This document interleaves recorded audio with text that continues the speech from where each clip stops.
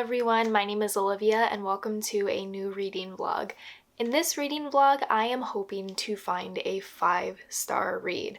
My last 5-star read was in 2020 in November. It is now April in 2021 and I have yet to find a 5-star read. It's either because I am in a massive book slump or I just don't know the type of book that I want to read that is going to become a new favorite that is going to leave a lasting impression on me. I have been overrun with 3-star reads and I am so tired of it. 3-star reads to me are books that were good, but I wouldn't really think about them and they aren't necessarily favorites of mine, but they were just like a good book. They were a book that I read and it happened. I want to read something that's going to be a new favorite of mine, something that I will want to gush about and talk about all the time in videos. And it's just so sad that I have yet to find a book like that in 2021.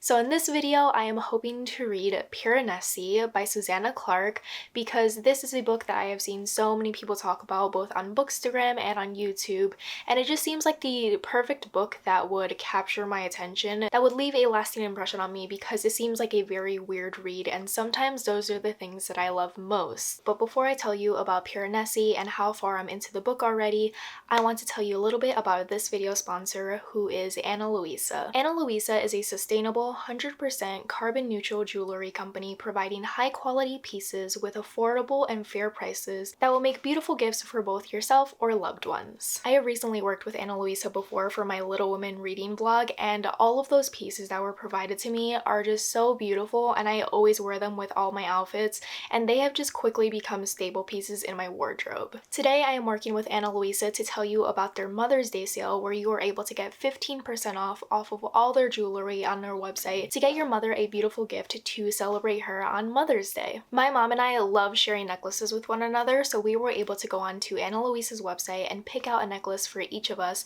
and this is just a great way for my mom to get a nice dainty gold necklace to help celebrate Mother's Day and have a long-lasting piece of jewelry that she will wear for years upon years. So my mom was immediately smitten with the Vita necklace. This dainty necklace is made out of sterling silver dipped in gold, and it has cubic zirconia gems attached to it as well. While I was able to pick out the Forget Me Not tag necklace. I really love this necklace because of the minimalistic design and the hand that is holding some flowers, and I also really love the fact that 10% of the proceeds of this necklace goes straight to the Tri-City Forest Project. If you are looking for some affordable jewelry pieces to gift to your mom for Mother's Day, Ana Luisa is the perfect website to check out to look at their jewelry that starts at $39 and has no luxury markup prices. And you are also able to get 15% off of your order right now if you were to order the jewelry before Mother's Day. The last days for you to order your pieces to get to your house before Mother's Day is May 5th for those who live in the US and May 3rd for any people who live internationally. Be sure to click the link in my description to check out Ana Luisa's jewelry and check out their website and to see the pieces that my mom and I both got for ourselves. Thank you so much to Ana Luisa for sponsoring this video, and let's get into talking about Piranesi. I am already on part 2 of Piranesi. This is a very short novel, less than 300 pages, so there are 7 parts to it, and right now all I know is the main character, who is called Piranesi. The description of the book on Goodreads says, Piranesi's house is no ordinary building. Its rooms are infinite. The corridors are endless. Its walls are lined with thousands upon thousands of statues, each one different from all the others. Waves thunder up staircases. Rooms are flooded in an instant, but Piranesi is not afraid.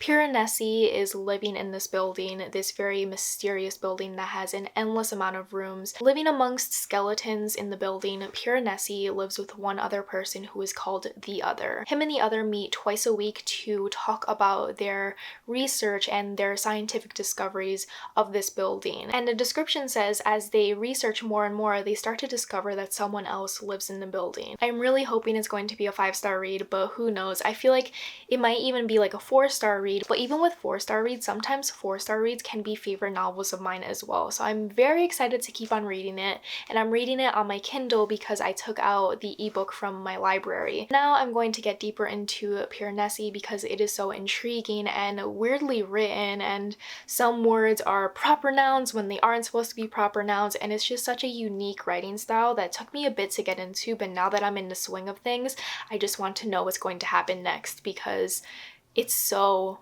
odd. And what initially intrigued me about this book is that people said it's very similar to The Starless Sea, both in its writing style and in its weirdness, and The Starless Sea is one of my favorite novels of all time, so if it's anything similar to The Starless Sea, it's probably going to be a new favorite of mine. So let's cross our fingers and hope that I love this novel.